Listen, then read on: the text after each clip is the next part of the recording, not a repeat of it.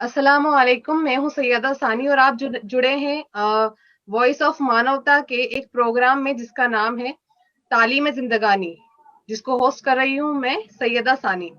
आज हम बात करेंगे शिक्षा पर। हमारे साथ जुड़े हैं जसबीर मैम, आपका नाम आशा मैम।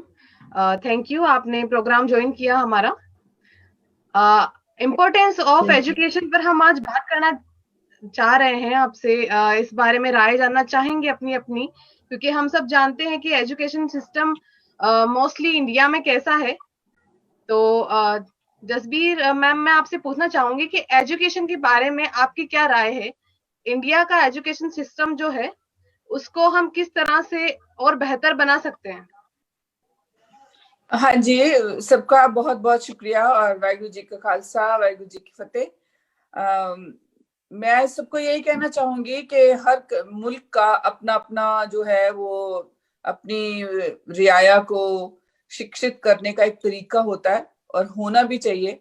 और सबसे बुनियादी चीज ये है कि हर बच्चा अमीर हो, गरीब हो, विकलांग हो या उसको कोई और कई तरीके की कुछ भी अगर बीमारी भी हो तो उसके लिए भी तालीमी जो है वो व्यवस्था जरूरी है। अमेरिका में ऐसा है कि हर बच्चा, वो किसी भी देश के किसी भी कोने में रहता हो, कहीं भी हो, उसकी माँ गरीब हो, अमीर हो, वो सबको स्कूल जाना पड़ता है। और यहाँ का जो पब्लिक स्कूल सिस्टम है वो बहुत बहुत मजबूत और तगड़ा है।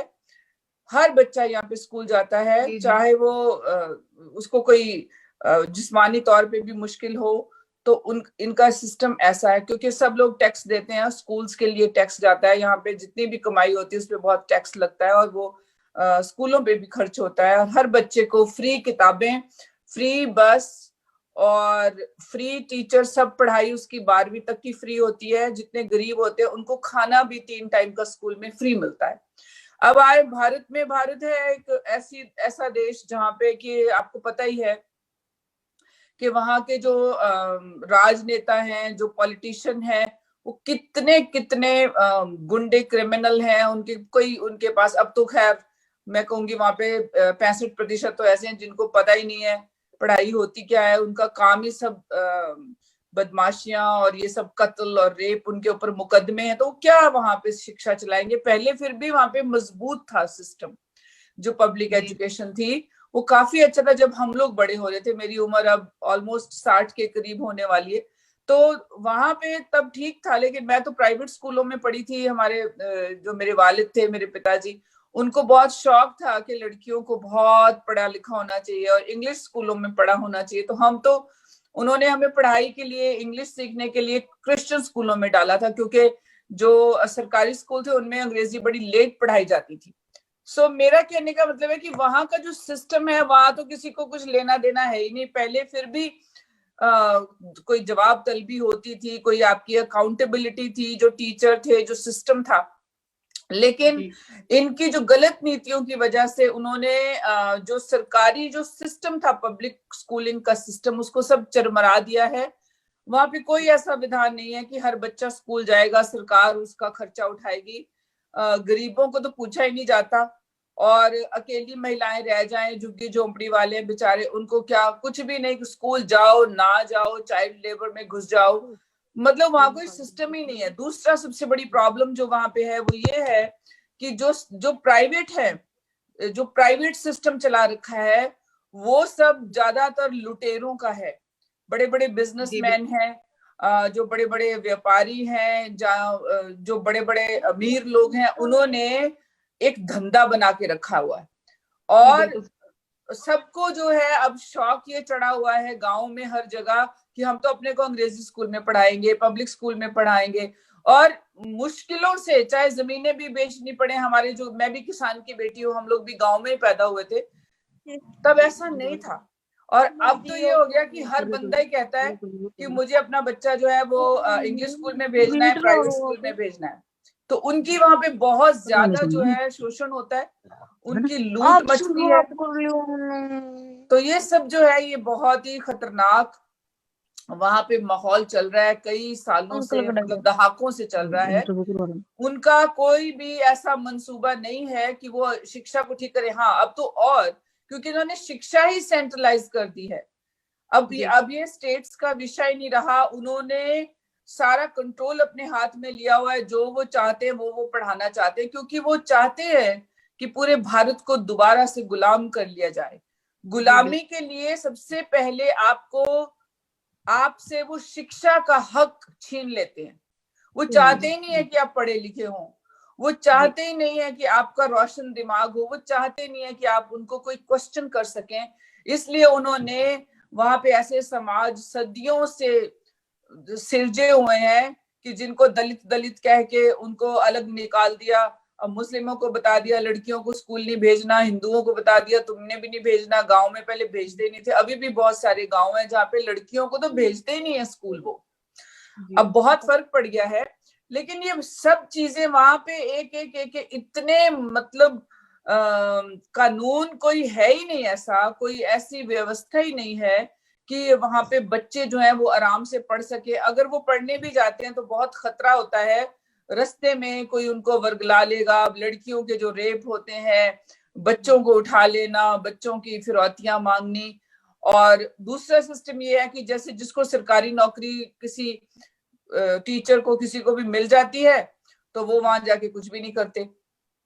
अब उनके ऊपर भी गाज गिर गई है कि उनकी तनख्वाहें और उनको कोई वो जैसे पेंशन के पहले व्यवधान होता था वो कुछ भी नहीं, सब धीरे धीरे वो खत्म कर रहे हैं कि पढ़ना जो है लोगों के लिए बहुत ही दूभर हो जाए और मुश्किल हो जाए, वो लुटे जाएं पढ़ते पढ़ते। और आगे देखिए कॉलेजेस में भी हर जगह कितना बुरा हाल है। अब उन्होंने यूनिवर्सिटियों में भी कितनी तोड़फोड़, कितना गुंडागर्दी करवाई जानबूझ के इन नेताओं ने, दिल्ली के अंदर भी और हर जगह भी बहुत ज्यादा ये पॉलिटिक्स चलती है। सो मेरा मतलब है कि उस देश में तो अब पता ही नहीं होगा क्या। अब जो गरीब लोग हैं, खासकर जो हमारे बहुत सारा वर्ग जो है वो गांव में रहता है, और बहुत लोग खासकर महिलाएं मैं कहूंगी कि जिनको कोई वैसे ही उनके लिए तो जो कहते हैं ना ये रिसोर्सेज जो होते हैं उनके लिए वैसे ही कम होते हैं। उनको तो घरों में भी नहीं लाइक करते, तूने क्या करना पढ़ के, तू तो भाई को पढ़ने दे, तूने क्या करना है खा के, तू तो भाई को खाने। अरे मैंने भी तो जीना है। अगर औरत खाएगी नहीं, पढ़ेगी नहीं तो क्या बच्चे पैदा करेगी, कैसा समाज होगा। इसीलिए वहां पे समाज सारा खराब हो गया है। और माएं अगर अनपढ़ हैं, अगर माएं तंदुरुस्त नहीं है, अगर माएं मजबूत नहीं है तो उनकी औलादें कभी भी अच्छे काम नहीं कर सकती। वो हमेशा गुलामी रहेंगी, उनकी सोच कुंड रहेगी, वो बिल्कुल डरपोक और कायर होंगे और गलत कामों में पड़ेंगे, गुंडे बदमाश बनेंगे। कोई पढ़ते लिखते नहीं है, माओ का कोई कहना नहीं मानता, बाप शराबें पी रहे, कुछ भी कर रहे।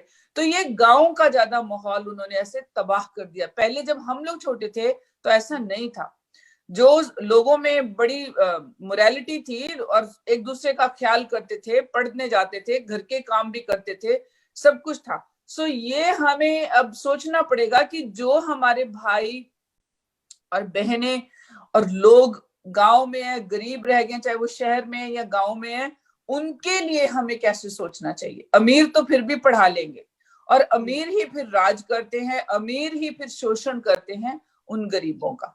तो वहां तो कोई सिस्टम मुझे नजर नहीं आता। अब मुझे आप बता सकते हैं, क्योंकि मुझे पंजाब छोड़े हुए करीबन 20 साल हो गए हैं अब अमेरिका में रहते हुए।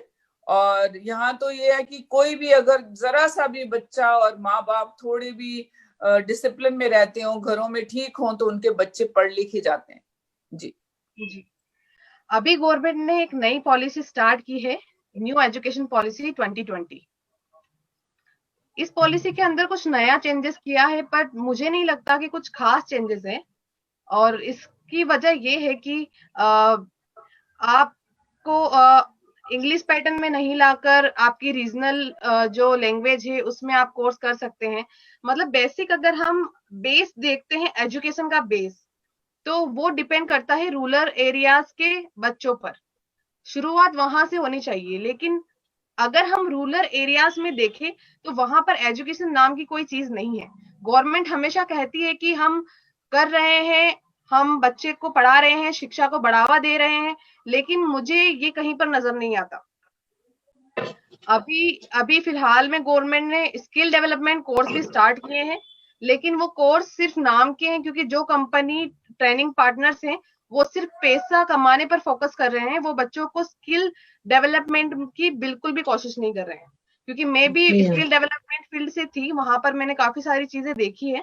वहां पर सिर्फ पैसा कमाना ही है। चाहे आप आज प्राइवेट स्कूल्स की बात कर लें, प्राइवेट स्कूल्स का मोटिव क्या रहता है?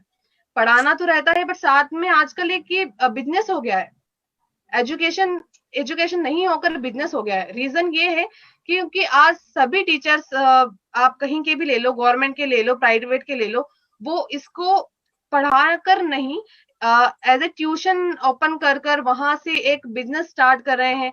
बच्चों को मोटिवेट करते हैं कि नहीं, आपको यहाँ से पढ़ाई अच्छी नहीं होगी, आप हमारा ट्यूशन ज्वाइन करें, आप हमारा कोचिंग सेंटर ज्वाइन करें, वहां से आपको अच्छा और अच्छी पढ़ाई होगी। तो ये अब जो पेरेंट्स इतने काबिल मतलब लायक नहीं है कि कहाँ से कमाए कहाँ से लाएं, जो गरीब फैमिली से बिलोंग करते हैं बच्चे, उनके लिए ट्यूशन का खर्चा वो सब पॉसिबल नहीं होता इस वक्त।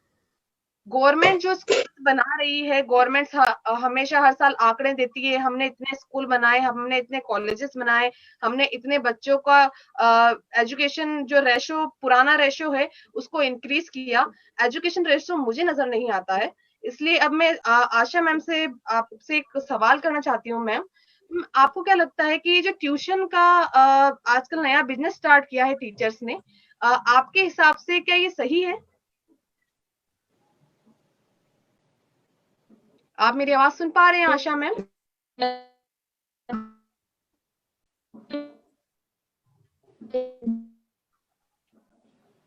आवाज आई मेरी? जी मैम, आवाज आई है, भी कहिए आप। अच्छा अच्छा। हाँ, मेरे हिसाब से तो ये सब बिल्कुल एक लूट मचा रखी है शिक्षा के ऊपर, है ना। जी और कोचिंग, हाँ, कोचिंग कराने का मतलब है इन्हें तो बस बच्चों को वर्गलाना है, और इससे मेरे हिसाब से तो कोई कोचिंग का कोई मतलब महत्व नहीं है। जी।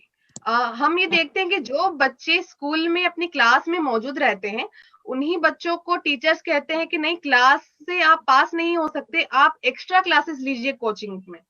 अब मुझे ये समझ नहीं आता कि एक्स्ट्रा क्लासेस अगर बच्चे कोचिंग में लेंगे तो स्कूल में क्या पढ़ाई हो रही है? कुछ नहीं, कुछ नहीं, पढ़ाई के नाम पर जीरो है। हाँ, कुछ नहीं, बच्चों के सिर्फ अपनी कमाई बस केवल एक निर्धारित कर रखी है इन लोगों ने, और कुछ नहीं है। एक और सवाल मैं आपसे करना चाहूंगी, जो ये आजकल पेरेंट्स काफी ऑब्जेक्शन उठा रहे हैं कि होमवर्क बच्चों का बंद कराना चाहिए। आपको क्या लगता है कि होमवर्क बंद होने से एजुकेशन सिस्टम में सुधार आएगा? आएगा मैडम सुधार। ये ना, जब स्वयं अपने उस पर पढ़ाई करेंगे अपनी जिम्मेदारी पर, तो ये स्कूल में पढ़ाई करनी चाहिए।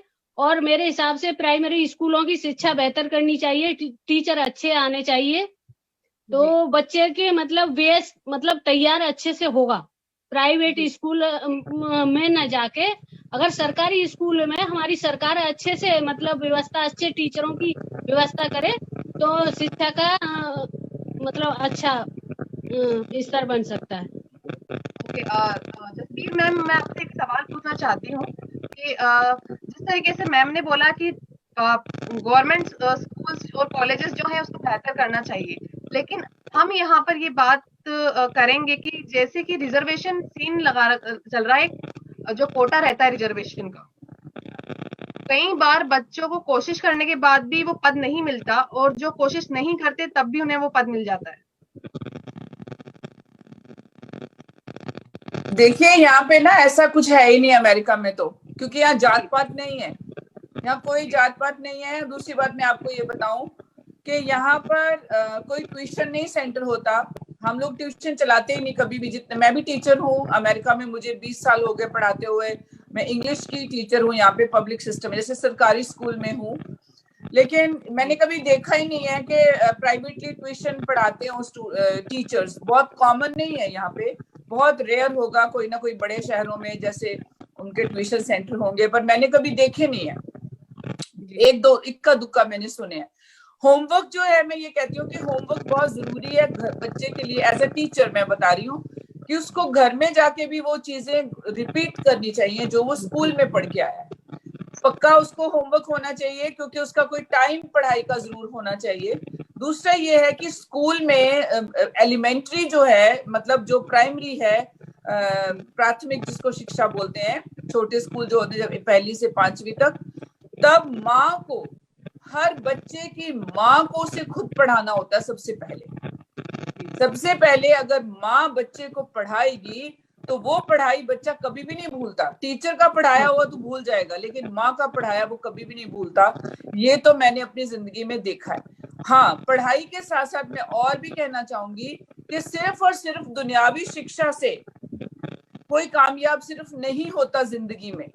उसको घर में गुणों की शिक्षा मिलनी चाहिए, उसके अपने जो अकीदे हैं, जो जिनकी वजह से हमारा जीवन बनता है। बेशक आप कुरान पढ़ें, गुरु ग्रंथ साहब पढ़ें, या गीता पढ़ें, या बाइबल पढ़ें, आपको उन महापुरुषों के, जिन्होंने वो ग्रंथ हमें दिए हैं, उनके द्वारा बताई गई जो जीवन की शैली है, जो हमारे जो वो गुण अंदर होने चाहिए, जैसे सच होना चाहिए, धीरज होना जिसको धैर्य कहते हैं हम, सब्र संतोख होना चाहिए, शुक्राना जिसको हम बोल लेते हैं, और सच्चा इंसान होना चाहिए। उन चीजों से हम मजबूत बनते अंदर से। अगर हमें कोई परेशानी भी थोड़ी बहुत ही आ जाए तो हम जिंदगी को आगे चला लेते हैं। अगर हमारे अंदर वो वाली प्राथमिक गुणों की शिक्षा नहीं है जो हमें अपने बड़ों से मिलती है, अपनी माँ से, अपने बाप से मिलती है, वो कोई, उसका अमीरी गरीबी से कोई ताल्लुक नहीं है, वो तो आपके घरों में ही होती है। अब देखिए, हम लोग जब गांव में होते थे, हमारे घरों में 2-1 पक्के कोठे होते थे, लेकिन हमारे माँ बाप ने हमें कभी नहीं कहा कि हमारे पास कुछ नहीं है। वो हमें ही लगता था हम तो राजाओं के घर में पैदा हुए हैं। हमारी जमीनें थी, ठीक है, आते थे घर में लोग, बहुत सारे काम करते थे, हम भी उनके साथ काम करते थे, इकट्ठे परिवार की तरह सारे बैठे थे। उनको कभी नौकर नहीं समझा ज्यादा, उनको बड़े अच्छे से उनकी कदर होती थी घर में। मतलब खानदान दर खानदान घरों में रहते थे हम लोगों के घरों में। कोई आ जाए दूध लस्सी पानी लेने फ्री में, मेरी मम्मी, मतलब मेरी माता जी, उनको फ्री में सारा कुछ देते थे। सब्जी लेने आ जाओ, दही ले जाओ, लस्सी ले जाओ, दूध ले, मतलब ये चीजें जो है, ये माँ बाप को घर में बच्चे को शुरू से सिखानी है। और अपनी जो डिग्निटी है कि मैंने कभी गिरना नहीं है, ज्यादा मांगना नहीं है, इधर उधर जाके परेशान नहीं हो, जरा सी परेशानी आ गई परेशान नहीं होना। तो आप जो ये कह रहे हैं, ये स्कूल नहीं पढ़ाते अब ज्यादातर। पहले स्कूल ये चीजें पढ़ाते थे, सिखों के स्कूल होते थे या ईसाइयों के या मुस्लिमों के, वो ये चीजें बच्चों में पक्का भर देते थे। अब कोई नहीं करता। जैसे उन्होंने कहा, उन्होंने ट्यूशन सेंटर, हाँ, अब उन्होंने तो पूरा, उनका तो व्यापार का धंधा है, वरना इतने प्राइवेट स्कूल गली गली में वहां कैसे खुल जाते? खुल ही नहीं सके। यहाँ तो ऐसे नहीं है, यहाँ पे सिर्फ चर्च के साथ स्कूल है, या मस्जिद के साथ स्कूल है, या गुरुद्वारों का तो अभी यहाँ बहुत ही कम है, गुरुद्वारे हैं जी। ऐसे जगह जगह यहाँ अमेरिका में प्राइवेट स्कूल नहीं है, सिर्फ क्रिश्चियनों के स्कूल हैं, क्योंकि उनके चर्च बहुत ज्यादा हैं, बड़ी बड़ी उनकी व्यवस्थाएं हैं। और जो पब्लिक सिस्टम है वो हर शहर में, जैसे मेरे यहाँ सिटी में, मतलब जहां मैं रहती हूँ जिस सिटी में, उसका अलग स्कूल सिस्टम है। जो दूसरा अगला शहर है छोटा, उसका अलग है। जो दूसरा अगला, उनको मोहल्ले कह लो, मतलब आप, वो सिटी भी नहीं है इतने बड़े, तो उनका अपना अपना स्कूल सिस्टम है, जिसको सरकार और फेडरल गवर्नमेंट, जो हमारी है, इंडिया भी फेडरल गवर्नमेंट था, उन्होंने सेंट्रल गवर्नमेंट बना लिया, सारा कुछ दिल्ली में इकट्ठा करके, सेंट्रलाइज करके पावर को, दुनिया को तबाह कर रहे हो। ऐसा नहीं था भारत का सिस्टम। भारत का सिस्टम था कि एजुकेशन स्टेट का मुद्दा है, एग्रीकल्चर भी स्टेट का है, मतलब राज्यों का है। राज्य जैसे चाहे वो अपनी शिक्षा प्रणाली को चला सकते हैं, लेकिन उन्होंने तो कुछ छोड़ा ही नहीं ना, वहां पे सब बर्बाद कर दिया है।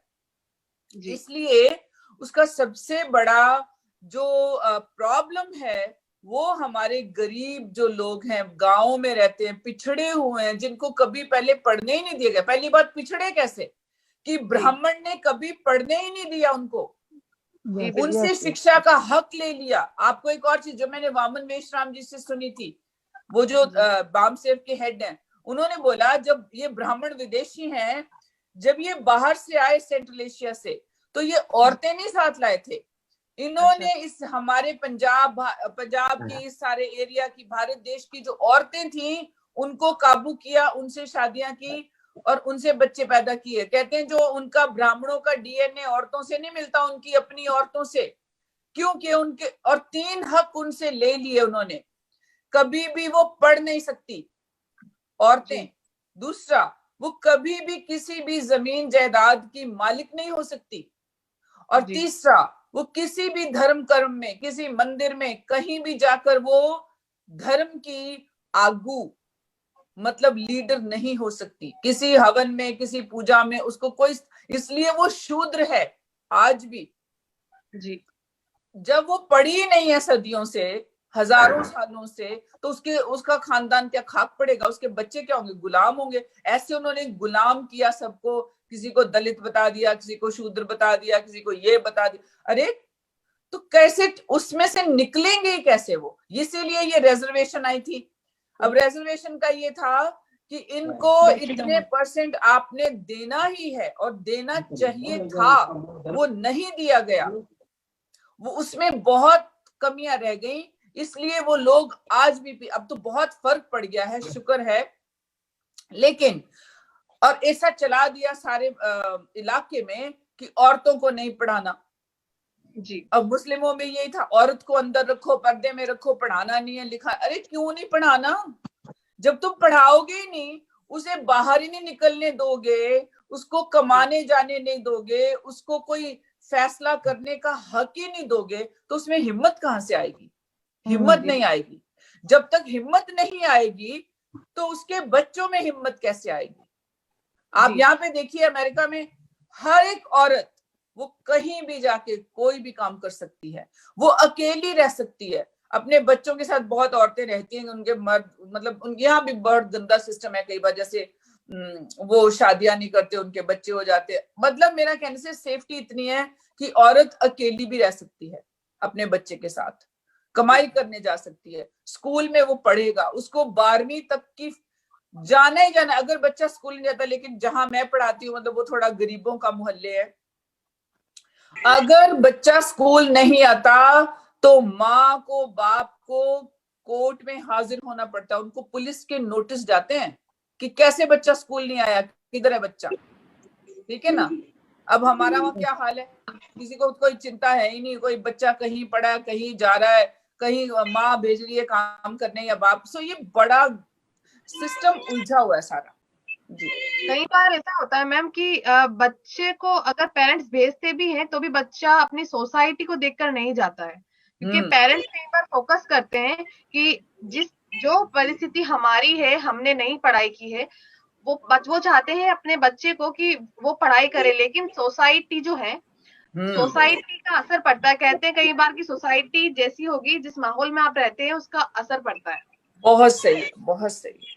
तो उसी को देखकर बच्चे जाते नहीं है, बच्चों में मोटिवेशनल पावर की कमी कह लो, या उनके पास मोटिवेशन नहीं होता, ना पेरेंट्स की तरफ से होता है, ना ही सोसाइटी में कोई ऐसा लीडर हो जो कि इनको मोटिवेट कर सके, जो फ्यूचर के बारे में इनको बता सके कि आपका फ्यूचर क्या होगा, क्या आप एक मजदूर की तरह ही काम करेंगे अगर आपने पढ़ाई नहीं की हुई। आने वाला कल अभी जो गुजर गया उसका कुछ भी नहीं है, लेकिन अगर आप फ्यूचर पे फोकस नहीं करते हैं तो फ्यूचर आपका क्या होगा, इस बारे में मोटिवेशनल स्पीच की जरूरत होती है आजकल बच्चों को, चाहे वो सोसाइटी का लीडर हो। लेकिन आजकल ये देखा जा रहा है कि बहुत कमी है मोटिवेशनल लोगों की, जो मोटिवेशन दे सके।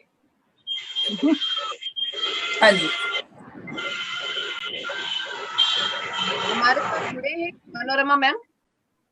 मनोरमा मैम, मैं आपसे एक सवाल करना चाहूंगी। अभी हमारी बातचीत चल रही है शिक्षा पर, तो मैं आपसे सवाल करना चाहूंगी कि जिस तरह से आजकल जो बच्चे हैं वो उनके पेरेंट्स स्कूल में पढ़ाने के लिए, कॉलेजेस में पढ़ाने के लिए, उन्हें अच्छी तालीम देने के लिए लोन लेते हैं, हद तक बढ़ता जा रहा है, और आपकी राय क्या है इस बारे में? जी दोबारा सवाल कीजिए मैम। एजुकेशनल लोन जो बढ़ता जा रहा है, जो बच्चों को पढ़ाने के लिए पेरेंट्स लोन लेते हैं, कई बार स्टूडेंट खुद अपना लोन लेते हैं, लेकिन कई बार उनकी सैलरी इतनी नहीं होती है कि वो एजुकेशन लोन दे पाए। तो उसी बीच में ना तो वो पढ़ पाते हैं और ना ही फोकस कर पाते हैं अपने फ्यूचर पर। तो इस बारे में आप क्या कहेंगे कि जो ये पॉलिसी है एजुकेशन लोन की, उसके बारे में आपकी क्या राय है? मैडम जी, मैं तो एक तो सब में पहले ये सवाल करूंगी, क्या बच्चे वो पॉलिसी लोन का है जो सही इस्तेमाल हो रहा है? सही इस्तेमाल हो रहा है तो बच्चे हैं जो पॉलिसी लोन ले रहे हैं या माँ बाप उनको पढ़ा रहे हैं, तो बच्चे उसका सही इस्तेमाल कर रहे हैं क्या? जी, कई बार ऐसा होता है कि बच्चों को एजुकेशन लोन लेकर पेरेंट्स जो हैं हॉस्टल में रखते हैं, बड़े-बड़े यूनिवर्सिटीज में दाखिला दिलाते हैं, लेकिन उसके बावजूद बच्चों में वो काबिलियत नहीं होती है कि वो उन पर सिर्फ एक बर्डन रहता है कि उन्हें एक अच्छे परसेंटेज बनाने हैं। उनमें स्किल्स की कमी हो जाती है कई बार। लेकिन आज के बच्चे पेरेंट्स की वो बर्डन को मानते हैं क्या मैडम? आज के बच्चे के हिसाब से बोल रही हूँ मैं कि आज के बच्चे वो बर्डन को नहीं मानती है, लेकिन उनको जो करना है वो माँ बाप जो मेहनत करे उनको वो बारे में वो नहीं सोचते। बच्चे, आज के बच्चे, मेरे बच्चे रहो या आपके बच्चे रहो, हम सब उम्मीद ही हैं, लेकिन उनको इस बात की कदर है क्या? वो बच्चे आज के वो लाइफ को ये सब चीजें हमने जो सीखना चाहिए कि हमें क्या करना है, क्या नहीं करना है, अपना भविष्य कैसा बनाना। जी, माँ बाप के अपना जो बच्चे अपने बच्चे हैं वो अपने उनको जो लोन दे रहे, पैसा दे रहे, हॉस्टल में रख रहे, अच्छे पढ़ेंगे लिखेंगे कुछ होगा, लेकिन जी। बच्चे क्या सही तरीके से चल रहे हैं ये सबको पता है, माँ बाप को पता है, अपने पेरेंट्स को नहीं, तो पता है। किस तरह से हम बच्चों को मोटिवेट करें कि वो अच्छी से पढ़ाई करें, वो वैल्यू समझे एजुकेशन की? आपको क्या लगता है कि क्या चीज है जो बच्चों को मोटिवेट कर सकती है? देखो, मैं तो ये बोलती हूँ कि उम्र के पहले उम्र जो है उनकी, जो अपने जो कम उम्र में बच्चों को जो मोबाइल देते हैं, मोबाइल ही सब कुछ नहीं है। मोबाइल में कुछ अच्छी चीजें सीखने को मिलती है, कुछ बुरी चीजें हैं जी, के दिमाग में आती है, यानी उनका जो जो लक्ष्य है, जो उनको कुछ बनना है, कुछ करना है, कुछ पढ़ाई करना है, वो उनसे माइंड है उनका, वो दूसरी ओर चला जाता है। और जी। हॉस्टल में तो माँ बाप ने तो हॉस्टल में बच्चों को डालना ही नहीं चाहिए। क्यों नहीं? अपने पहले के जो लोग थे वो क्या माँ बाप को क्या हॉस्टल में ही डालते थे, तभी उनके बच्चे पढ़ पाते थे। मेरे देखो, मुझे इतना कुछ भी नहीं आता मैडम जी, लेकिन मेरी छोटी सी जी, सोच है, माँ बाप के साथ बच्चे रहे और माँ बाप उनको, हो सकता है कुछ तो भी ऐसा होता हो कि कोई माँ बाप है जो संघर्ष करना जानते हैं या उनके बच्चों को कोई लोग उनको बिगड़ाना चाहते हैं, यानी गलत रास्ते जी, पे ले जाना चाहते हैं, वो अलग बात है। लेकिन ये अभी जो मोदी सरकार जो है यहाँ पे कर रही है, मोबाइल यानी जो बच्चे हैं मोबाइल पे सीखो, ये मोबाइल से क्या अच्छा और क्या बुरा होगा ये सोच रही है कि वो लोग, जी। ये दो चीजों का ध्यान जरूर देना चाहिए कि क्या अच्छा लड़का सीख रहा है, माँ बाप भी रात भर दिन भर अपने बच्चों पे ध्यान नहीं दे सकती, ये बच्चा मोबाइल में क्या कर रहा है, मोबाइल की क्या खूबियां वो जान रहा है, अच्छा जान रहा है कि बुरा जान रहा है। क्या मैं भी एक माँ हूँ, मैं भी यही बोलूंगी, मैं भी अपने रात जी, दिन अपने बच्चों को नहीं देख सकती, लेकिन वो पूरा ध्यान देना जरूरी है। मेरे बच्चे बिगड़े उसका मुझे नहीं, लोगों के बच्चे सुधरे वो सही रहेंगे, लेकिन वो ध्यान दो कि मोबाइल में क्या कर रहा है, कितनी पढ़ाई कर रहा है, कितना नहीं कर रहा है, कौन से रास्ते पे जा रहा है, कुछ अपना भी फर्ज बनता है। हॉस्टल में जी डालने से मैम, बाहर, जिस तरीके से मैं आपसे एक सवाल और करना चाहूंगी। जो रूरल एरिया के, जो गांव के बच्चे होते हैं जो पढ़ना चाहते हैं, लेकिन कई बार उनके जो माता पिता होते हैं वो पढ़ाई को लेकर इतने जागरूक नहीं होते हैं कि उन्हें कह सके कि तुम अपने फ्यूचर के बारे में सोचो, तुम पढ़ाई करो, तुम यहाँ से बाहर निकलो और कुछ अच्छा करके बताओ, कुछ पढ़ाई करके बताओ। तो मैडम आपको जी क्या ये लगता है सरकार को क्या कोशिशें मेरे करनी चाहिए कि? देखो, हमारा एक छोटा सा गांव है, लेकिन यहाँ पे हर माँ एक बाप ये चाहता है कि मैंने खेत में काम किया है, मैंने पत्थर तोड़े हैं, जी, मैंने मजदूरी की है, मैं लोगों का गुलाम बना हूँ, लेकिन बेटा तू मत बन, बिल्कुल। तू मत बन। लेकिन ये सब यानी ये 5 सालों में जो हो रहा है, ये तो मैंने आज तक इसके पहले तो कभी देखा ही नहीं है। जी कभी देखा ही नहीं है कि आजकल स्कूलें बंद नहीं हुई हैं, ना कभी इसको पढ़ाई में यानी जो भी आया होगा, कांग्रेस आई होंगी, बीजेपी आई होंगी, जो भी आई होंगी, लेकिन ये 5 साल में जो है कि स्कूलें बंद हो गई है। यानी गरीब बच्चा, जो भी जी गरीब बच्चा था, आज दिक्कतें उन लोगों को नहीं आई हैं कि जो अमीर है, उनके पास सब कुछ है, मोबाइल है। अगर एक औरत के नाते बोलती हूँ मैं कि अगर मुझे 4 बच्चे हैं और मेरी हैसियत उतनी नहीं है कि मैं मेरे बच्चों को चारों को अच्छा मोबाइल लेके दूं। जी मेरी हैसियत इतनी है कि मैं अपने 2 बच्चों को लेके दूं, और मेरे 2 बच्चे अगर वो मोबाइल में पढ़ के अच्छा सीखते हैं या बुरा सीखते हैं, लेकिन 2 बच्चे मेरे वाले तो अनपढ़ रहेंगे ना। 10,000 रुपए का मोबाइल लेने की मेरी ताकत ही नहीं है, जी तो वो बिल्कुल। पढ़ाई कहाँ से करेंगे, पढ़ाई कहाँ से करेंगे। न्यू एजुकेशन सिस्टम में ऑनलाइन क्लासेस स्टार्ट किए गवर्नमेंट ने कि बच्चों को घर से ही क्लासेस प्रोवाइड कराई जाए, ऑनलाइन क्लासेस। तो उस बारे में क्या कहेंगे मैम आप? ऑनलाइन क्लासेस से बच्चा कितना पढ़ पा रहा है? कौन सा पढ़ रहा है यहाँ पे ऑनलाइन क्लास है मोबाइल पे? मैंने कई बच्चों को यहाँ पे देखे कि मोबाइल पे ऑनलाइन क्लास से कम है, वहाँ पे यानी फ्रेंडशिप बढ़ा रहे हैं। जो छोटी सी आज 12 साल की बच्ची भी उसको सब समझ रहे हैं मोबाइल में, लेकिन वो पढ़ाई में कम और बाहर यानी बोलना नहीं चाहिए। फायदा खानी जी, सभी से सवाल करें, एक एक सवाल तो सभी से करें प्लीज। वो हो रहा है, लेकिन यही बोलती कि आज ये 5 साल में जो भी हो रहा है वो बहुत गलत हो रहा है। यानी गरीब मर रहा है, मजदूर मर रहा है, उनके बच्चे जो पढ़े लिखे हैं, जो होशियार है। मैं मलिक मैम से सवाल करना चाहूंगी।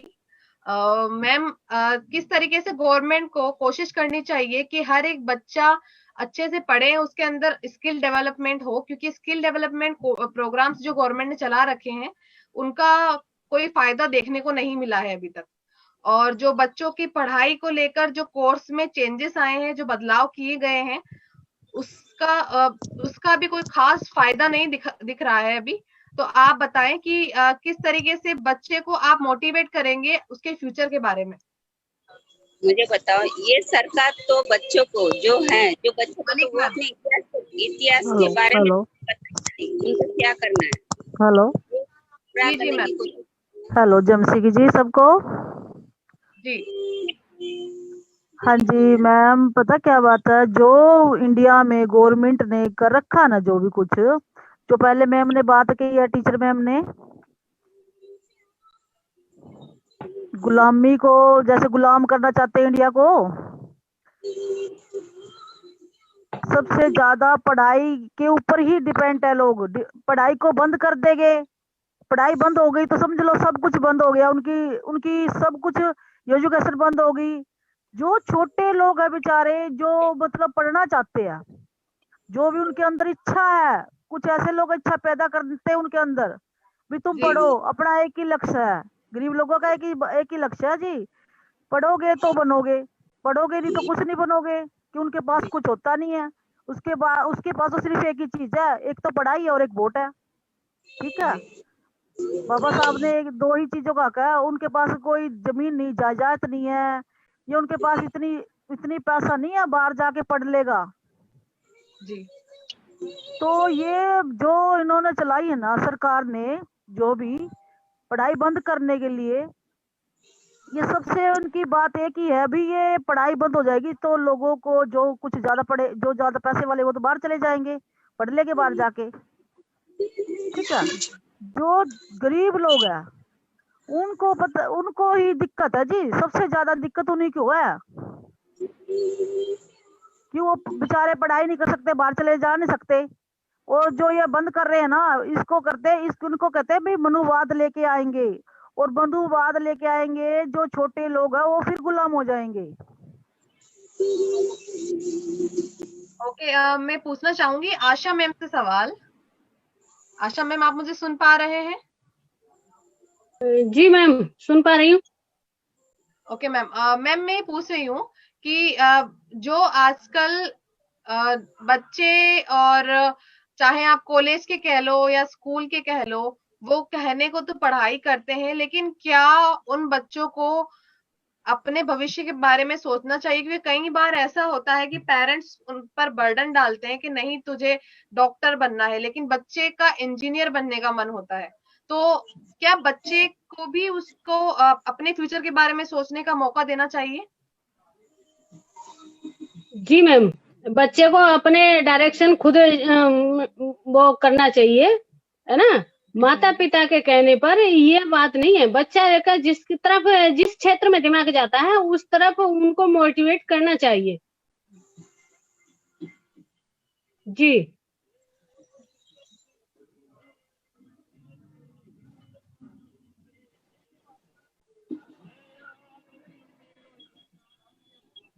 माता पिता को ये ध्यान देना चाहिए हमारे बच्चे का किधर मतलब झुकाव है, या गेम्स में है, या हमारे बच्चे का पढ़ाई में मतलब ये या इंजीनियर बनना चाहता है, या कोई मतलब डॉक्टर बनना चाहता है, ये उसका देखना चाहिए बच्चे की।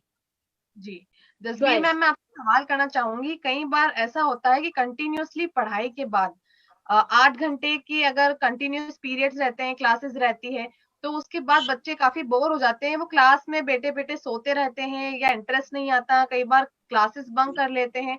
मोस्टली इंडिया के जो स्कूल्स होते हैं, कॉलेजेस होते हैं, वहां पर तो ये बच्चे अक्सर करते हैं क्लासेस बंक।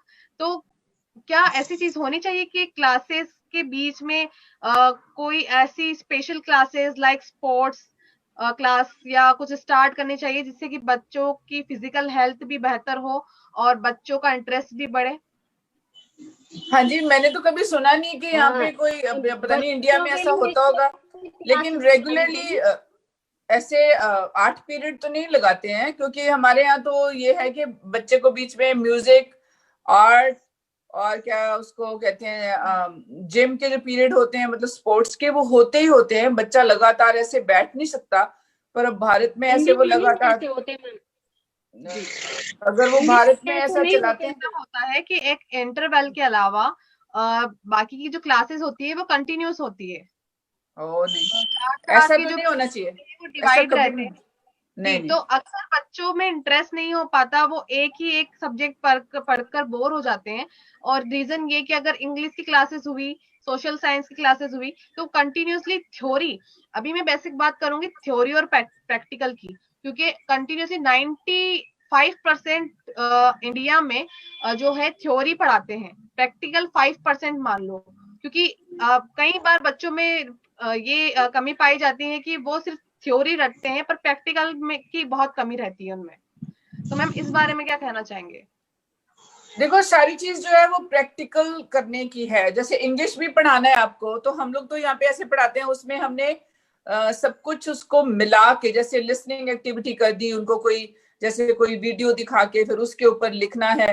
अमेरिका की अप्रोच सारी ये होती है कि बच्चा अपने आप से ज्यादा प्रैक्टिकली करके देखे। तो उनको जो है हर चीज कोशिश की जाती है, जैसे उसको कहते हैं प्रोजेक्ट बेस्ड लर्निंग, कि कोई ना कोई प्रोजेक्ट आप तैयार करो। जैसे आपने कोई उनको स्पीच का वो दे दिया, तो वो 2-3 कैरेक्टर बनेंगे, उसकी स्पीच लिखेंगे। या वो जैसे आप कोई भी उनको ऐसा प्रोजेक्ट देते हैं, हिस्ट्री का अगर कोई प्रोजेक्ट दिया है तो फिर म्यूजियम्स में लेके जाते हैं, वहां पे जाके सारा कुछ दिखाते हैं कि देखो ये ऐसे से हुआ, आप आगे क्या करोगे। जो करंट इवेंट्स हैं उनके साथ जोड़ते हैं। अभी जैसे हमारे यहाँ प्रेसिडेंट बाइडेन की इनॉग्रेशन हुआ। नहीं होता है।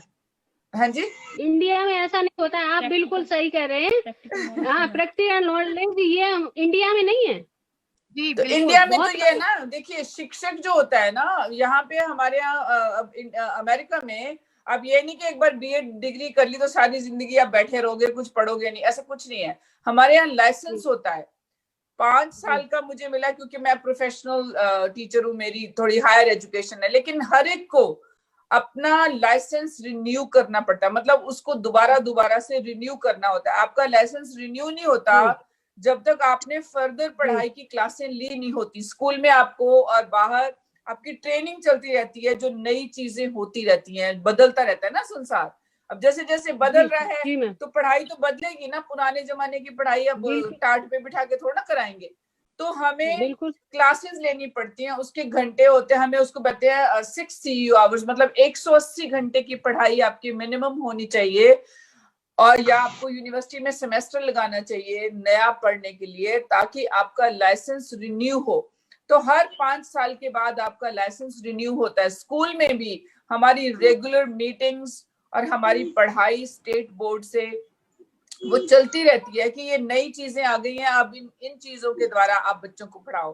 तो यहाँ पे हमारे जो है लर्निंग प्रोग्राम्स जो है वो ऑनलाइन जो है वो भी बच्चों को हमें सिखाने पड़ते हैं। वो ऑनलाइन अपने आप सामने हमारे बैठ के वो पढ़ते हैं। मैं एक चीज और कहना चाहूँ, अब इंडिया ने बता दिया घर में बैठ के पढ़ो।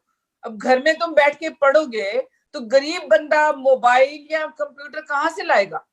अब आप हमारे यहाँ ये करते हैं नकलें, ये ना नकल करते हैं अमेरिका की। अमेरिका की कोई हर चीज अच्छी नहीं होती। इंडिया में शिक्षा का स्तर का बढ़ाया नहीं, और लेकिन वो अमेरिका की वो नकल लेके आ गए यहाँ पर। हाँ, तो नकल गलत है ना। हाँ, गंवारगिरी हमारे देश में, राजनीति जो गंवार लोग बैठ गए हैं ना, बगैर पढ़े लिखे, बगैर शिक्षित, ये वो लोग वहाँ की नकल करना चाहते हैं, लेकिन ये नहीं चाहते हैं कि शिक्षा को पहले हम बढ़ाएं, उसके बाद अमेरिका की वो हम चलाएं यहाँ पर मुहिम। और दूसरी बात ये है कि हर एक समाज का अपना एक अलग सिस्टम होता है। जो हमारा भारतीय समाज है, आम हमारे घरों में बहुत अच्छा सिस्टम है। यहाँ का घरों का सिस्टम इतना अच्छा नहीं है, क्योंकि माँ बाप जब नौकरी करते हैं या बहुतों की शादियां नहीं हुई, उनके वैसे ही बच्चे हुए हैं, तो वो चीज ठीक नहीं होती है। लेकिन यहाँ पे ये है, अब अगर चलो घर में आपने बता दिया, जो गरीब लोग हैं, मेरे डिस्ट्रिक्ट में जहाँ मैं पढ़ाती हूँ, मेरे उस शहर में गरीब लोग रहते हैं, उनको पहले हर बच्चे को छोटा कंप्यूटर दिया गया है, लैपटॉप या कंप्यूटर, उसको क्रोम बुक बोलते हैं, हर एक के घर में, और इंटरनेट का कनेक्शन दिया गया है। तब उन्होंने जाके ये कहा है कि तुम घरों में पढ़ सकते हो, क्योंकि हर बच्चा इंटरनेट कनेक्शन उसके माँ बाप को मिला है स्कूल से, क्रोम बुक मिला है, आईपैड मिला है। फिर वो टीचर के सामने, टीचर जब जूम का सारा प्रोग्राम जो है वो स्कूल से चलता है, तो हर बच्चा उस जूम में लॉगिन करता है अपना कंप्यूटर लेके, मोबाइल पे नहीं पढ़ना, कंप्यूटर पे। तो कंप्यूटर दिए गए हैं एक एक बच्चे को, लेके केजी जमात से लेके और 12वीं तक हर बच्चे को कंप्यूटर दिया गया है। जो गरीब लोग वहां पे, जिनको फ्री खाना मिलता है क्योंकि अब वो घर में है, तो उनको 7 दिनों का खाना हर बच्चे को दिया जाता है स्कूल से। हर बुधवार को उनके माँ बाप आते हैं, गाड़ियों में भर के फ्रूट, ब्रेड, बटर, जो भी है, अंडे सब लेके जाते हैं, तो उनको मिलता है वो खाना। तो अब यहाँ की नकल भारत तो कर ही नहीं सकता, क्योंकि अब देखिए जो यहाँ पे लीडर है हमारे, अब कमला हैरिस बनी है वाइस प्रेसिडेंट, तो वो कितनी पढ़ी लिखी है, उन्होंने हार्वर्ड से लॉ स्कूल किया है। यहाँ पे ज्यादा सेनेटर जो होते हैं हमारे, जो राजनेता, मैं नहीं कहती कि अच्छे होते हैं, खराब ही होते हैं, इनके भी बड़े काले कारनामे होते हैं, नेता कहीं के नहीं अच्छे होते, लेकिन ये बात है कि यहाँ के पढ़े लिखे हैं लोग, फिर उनको पूछते हैं। और जो यहाँ पे अवाम है, जो पब्लिक है, उनको इतना हक है कि वो हर एक से जाके सवाल पूछें, उनको उलझा लेते हैं। लेकिन अब वहां तो उन्होंने ढोंगी, बाबे, अनपढ़, गंवार, क्रिमिनल, कातिल, वो सारी वहां पार्लियामेंट भरी हुई है। आप बताओ, जो कातिल हैं, जिनके ऊपर बलात्कारी हैं, जिनके ऊपर केस हैं, जिन्होंने कभी स्कूल का मुंह नहीं देखा, वो तो वहां पे मुख्यमंत्री बन के बैठे हुए हैं, है ना? तो वो क्या करेंगे?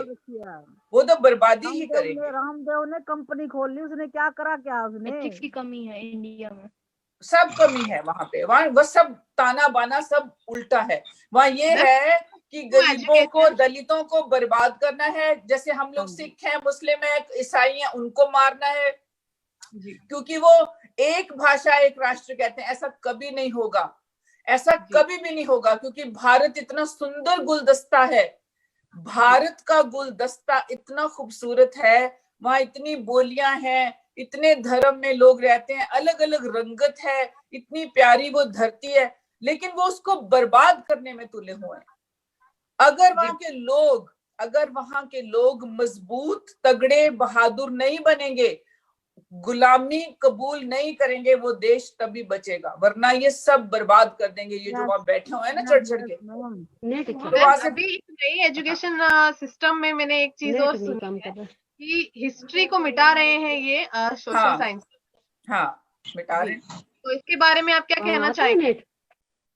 देखिए, जो वहां पे हिस्ट्री है, अब पंजाब में सिखों की हिस्ट्री पढ़ाई नहीं जाती है, ठीक है ना। अब जो जितने पहले मुगल थे उनकी थोड़ी बहुत हिस्ट्री पढ़ाते थे, वो भी बंद कर दी। अब किसकी हिस्ट्री पढ़ाने हैं? वेदों की, शास्त्रों में। पहले तुमने वेद शास्त्र किसी को पढ़ने नहीं दिए, तुमने हजारों सालों तक वेद शास्त्र किसी को नहीं पढ़ाए, तुम अब कहां से पढ़ा लोगे भाई?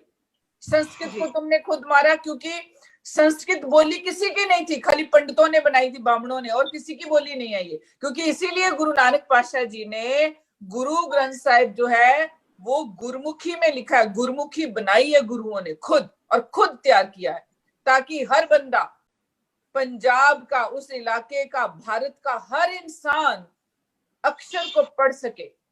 गुरुद्वारों में पढ़ाई जाती थी पहले, जो हमारे ग्रंथी जी होते थे, जैसे मौलवी जी पढ़ाते थे सारे बच्चों को मदरसे में इकट्ठा करके। मंदिर में तो कभी नहीं किसी को पढ़ाया गया भाई। गरीब बंदे हैं, दलित हैं, कमजोर हैं, गरीब हैं, उनको पंडित को मंदिरों में इकट्ठा करके पढ़ाना चाहिए था। वो क्या करते हैं वहां पे? भी नहीं देते थे, दलित को तो आने भी नहीं देते थे, आने भी नहीं देते, स्त्री को पढ़ने नहीं देना, है ना। तो ये चीजें आपको समझनी पड़ेंगी वहां पे। तुम्हारा दुश्मन कौन है?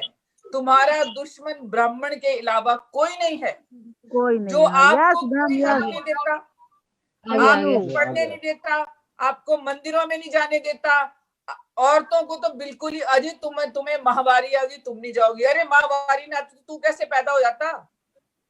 ये पूछे कोई इनसे, है? औरत पलीत, औरत अगर पलीत थी तो तुम तो बिल्कुल ही पलीत हो, तुमसे तो पापी बड़ा कोई है ही नहीं। औरत के पेट से अगर जन्मे हो तो अगर औरत का, हाँ, सो ये चीजें समझ, ये असली एजुकेशन है। बाहर की एजुकेशन तो बाद में आएगी।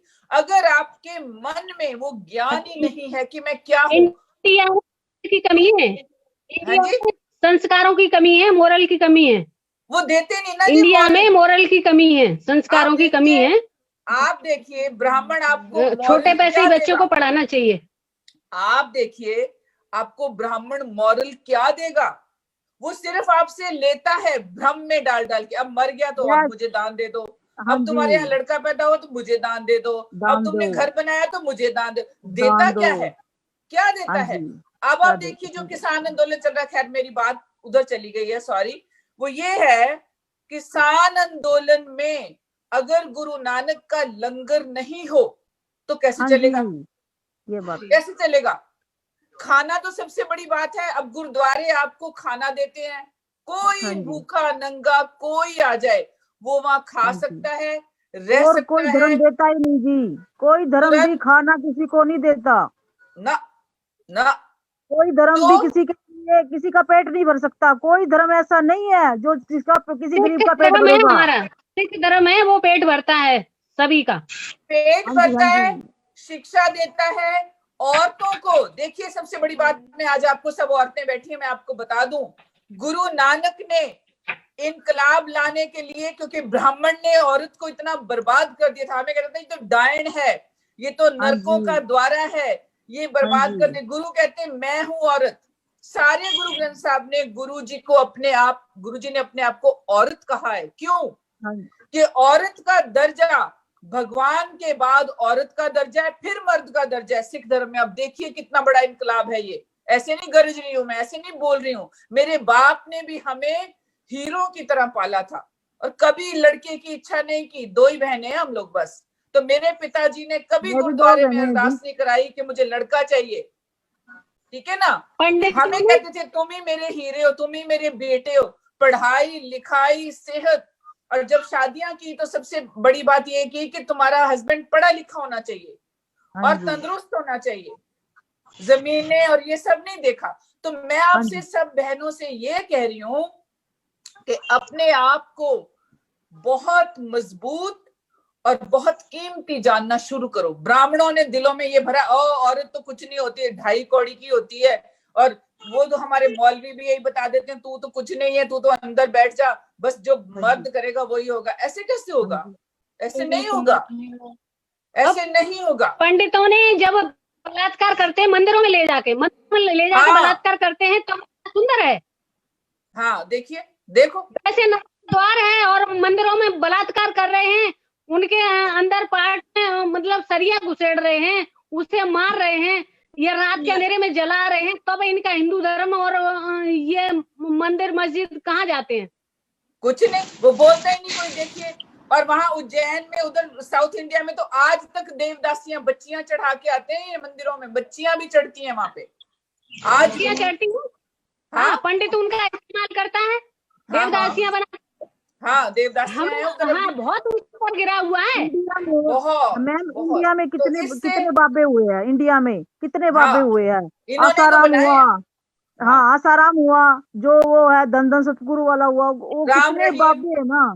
हाँ जी, कितने बाबे हैं। उन बाबों ने बनाया क्या, करा क्या, औरतों को इस्तेमाल किया पहले। तो इन्होंने तो बनाए हैं, ये सरकारें इनको लगाती हैं कि इनके डेरे बड़े बड़े हो जाएं और फिर इनसे वोटों का जो है वो सारा फायदा लिया जाए।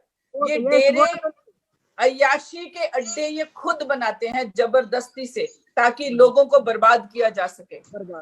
सो आप सब जितनी भी हैं, सबसे पहले अपने औरत होने पे आपको बहुत मान होना चाहिए कि मैं ऐसी हूं जिसने सृजना करी है, जिसने परिवार बनाए हैं, चलाए हैं, अपने बच्चों को दुनिया में मैंने रहना सिखाया, चलना सिखाया, अपनी छातियों का दूध पिलाया। इंडिया में ना, इंडिया के अंदर भी, भारत के अंदर किसी के लिए कोई इतिहास नहीं रचते, इतिहास दबा दिया सब।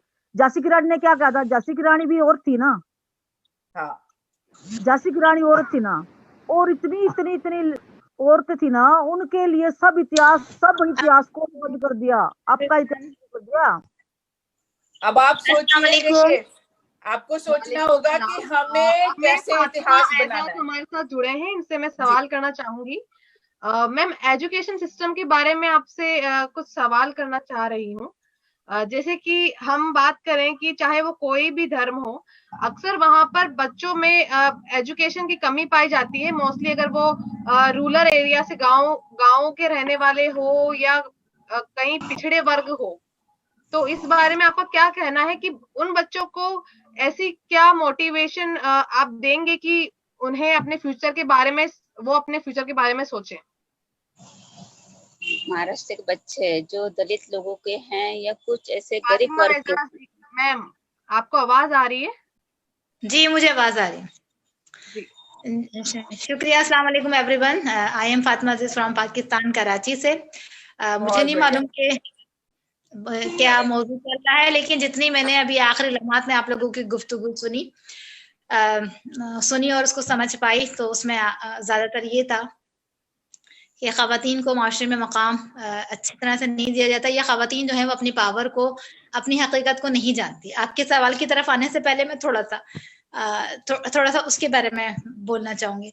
और दूसरा ये कि हम आप किसी भी प्लेटफॉर्म पर हैं, बहुत सारे लोग इस वक्त आपको देख रहे हैं, बहुत सारे लोग आपको सुन रहे हैं, तो एक चीज का ख्याल रखूंगी, अगर एजुकेशन की बात करें या अखलाकियात की बात करें, तो हमें किसी भी मजहब को या पर्टिकुलर किसी को टैग नहीं करना चाहिए कि ये किसी भी सोसाइटी के अंदर कोई अगर गलत एक्शन हो रहा है, कोई गलत अमल हो रहा है, आप जरूर उसकी निशानदेही करें, लेकिन कि ब्राह्मण लाइक दिस, ये वो एक आप टैग करो ना किसी को, तो मैं समझती हूँ कि ये गलत है। क्योंकि कोई भी मजहब जो है वो खराब नहीं होता, किसी भी मजहब के पैरोकार जो होते हैं वो सब बुरे नहीं होते, अच्छे लोग। नहीं मैम, बात ये मैडम ने जो बात कही है ना, ये बिल्कुल ठीक कही है जी। ब्राह्मणों ने सब कुछ करा है जी। इंडिया के अंदर ब्राह्मणवाद ही लाना चाह रहे हैं अब मोदी साहब, है ना, ब्राह्मणवाद लेके आ रहा है। मेरी बात सुनिए आप, ये पाकिस्तान से हैं, उन्हें करना चाहते हैं के बारे में नहीं मालूम है, तो मैं चाहूंगी कि आप बेसिकली एजुकेशन की बात करें तो बेहतर होगा। मैं फातिमा एजाज मैम से कहना चाहूंगी, अपनी बात कंटिन्यू करें आप। मैं थक गई हूँ, पूरा रखी हूँ मैंने वो।